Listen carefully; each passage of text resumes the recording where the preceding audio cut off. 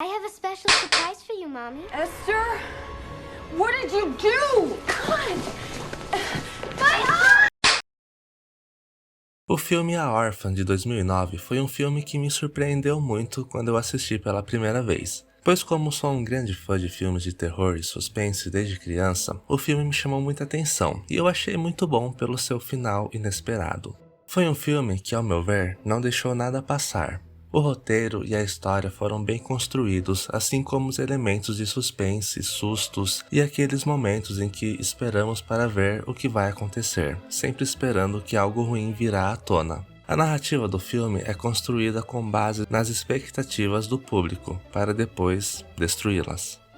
A princípio, o filme parece nos mostrar uma típica história sobre a vida de uma família que tem seus problemas, assim como todo mundo, e que adotou uma garota chamada Esther, provavelmente traumatizada por tudo que ela foi obrigada a passar, como a morte dos pais, orfanato, adoção. Porém, com o decorrer da história, o comportamento da garota mostra à família que há algo de errado com Esther. Ela se demonstra uma garota fria, cruel e não se importa com as consequências de seus atos de maldade e violência. Até achamos que há algo sobrenatural em Esther, mas depois vemos que nada foge do natural. Mas ao mesmo tempo temos esse estranhamento que nos deixa incomodados. Isso porque, segundo Freud, o estranho é uma categoria do assustador, que remete ao que é conhecido, familiar. Pois vemos momentos de tensão em elementos totalmente naturais.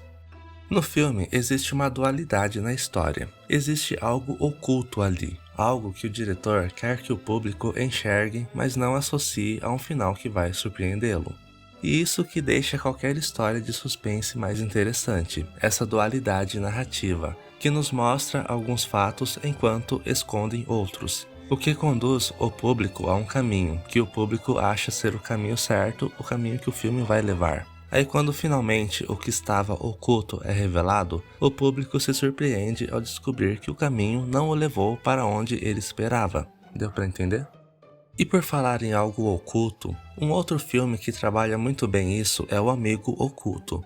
Um ótimo filme. Imagina se quando você fosse assistir ao filme pela primeira vez e fosse ler a sinopse do filme ou ver o trailer e mostrasse logo de cara a história de uma mulher adulta que possui problemas hormonais que a impedem de crescer. Então ela usa isso ao seu favor e finge que é uma criança para conseguir um lar adotivo, para então observar cada morador daquela casa e depois manipulá-los e conquistar o amor de forma carnal do pai adotivo. Claro que talvez uma sinopse não seja descrita dessa forma, mas o fato é que a ideia do diretor do filme foi esconder a realidade de que Esther é uma mulher adulta e não uma criança, e foi isso que fez a mente do público explodir ao assistir ao filme. Ou seja, Esther não é apenas uma criança problemática que sofre com o transtorno causado pela morte dos pais, adoção, aceitação e tudo isso, e usa da violência e manipulação para superar os traumas. Ela é uma mulher adulta, que com certeza tem seus transtornos também. Então, essa dualidade que é interessante na história. Uma mulher adulta, agressiva, que fugiu do hospital psiquiátrico e uma garota inocente, doce e muito inteligente. Ao mesmo tempo em que não sabemos a princípio que Esther é uma mulher adulta, vemos algumas dicas ao decorrer do filme, como por exemplo, quando Esther quebra o próprio braço para incriminar sua mãe adotiva, jogando o pai contra ela. Acho muito difícil uma criança pensar em fazer algo parecido. Temos também a cena em que ela provoca um acidente de carro, também querendo incriminar a mãe, fazendo parecer que foi culpa dela. Normalmente, uma criança não sabe manejar um carro daquele jeito, colocando-o em marcha neutra e soltando o freio de mão. Ela sabia exatamente o que estava fazendo. Talvez possa acontecer de uma criança apenas soltar o freio de mão, seja por acidente, como eu já vi acontecendo na vida real, seja por maldade, mas não manipular o câmbio do carro para que ele descesse. Mas uma cena que indica a maturidade de Esther é quando ela manipula uma arma e pergunta se Max quer brincar de um jogo conhecido aqui no Brasil como roleta russa.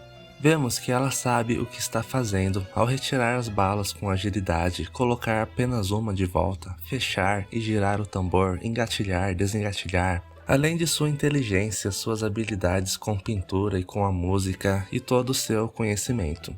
Mas também existem muitas crianças prodígio nesse mundo, né?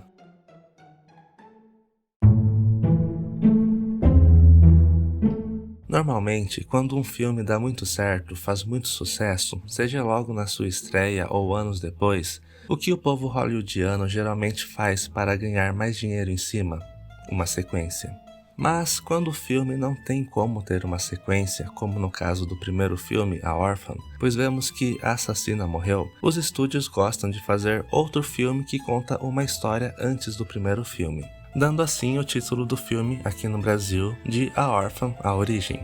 Nesse filme, vemos um momento em que Esther, que na verdade se chama Lina, está internada naquela clínica psiquiátrica, o Instituto Saarne, aquele que vemos no primeiro filme quando a mãe adotiva de Esther está buscando informações sobre seu passado.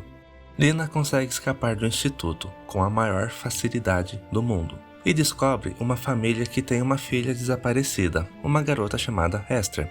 Então, como Lina é uma mulher adulta que tem algum problema físico que a impediu de crescer, ela se passa por uma criança, pela Esther, para que pudesse voltar para sua família. Bom, eu queria pontuar algumas coisas sobre esse segundo filme que eu não achei nada legal.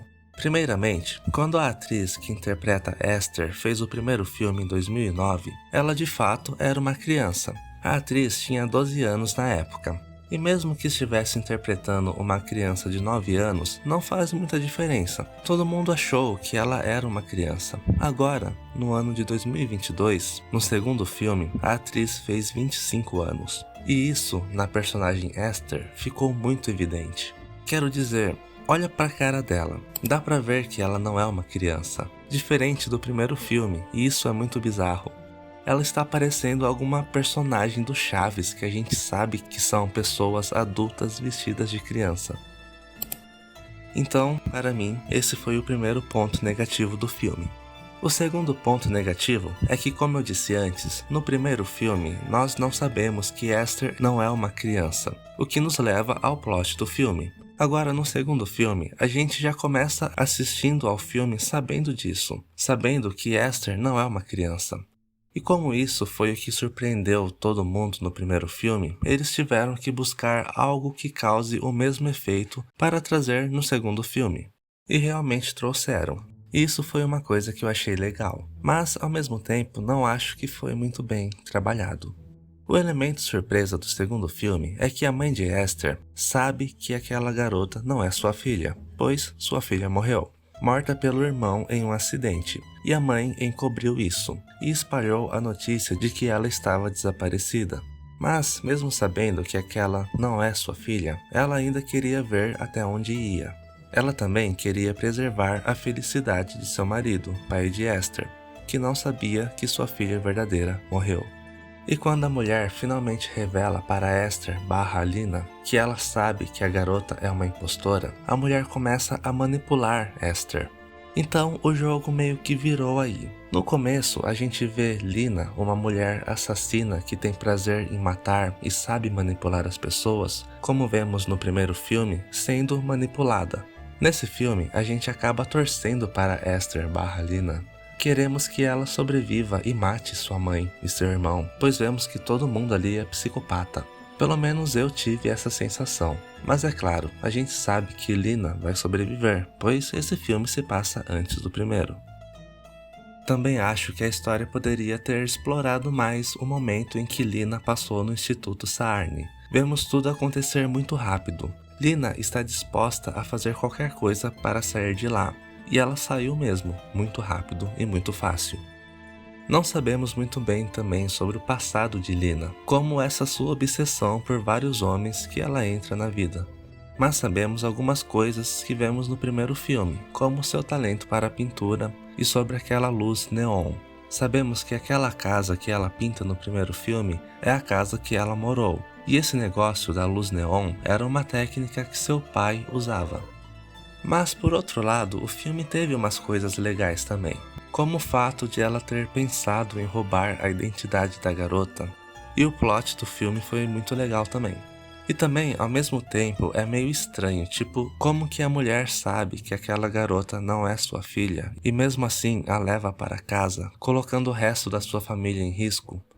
Tudo bem que todo mundo ali é psicopata, né? E também tem a questão afetiva do pai e tal. Mas enfim, eu achei um filme bem desnecessário. Não que um filme que conte a história que aconteceu antes da história seja desnecessário, mas esse filme tem umas cenas bem ruins, as decisões dos personagens também. Parece que o roteiro quis ir direto ao ponto, não foi muito bem construído. E acredito que poderia ter sido aprofundado mais alguns assuntos. Mas e vocês? O que acharam desse filme?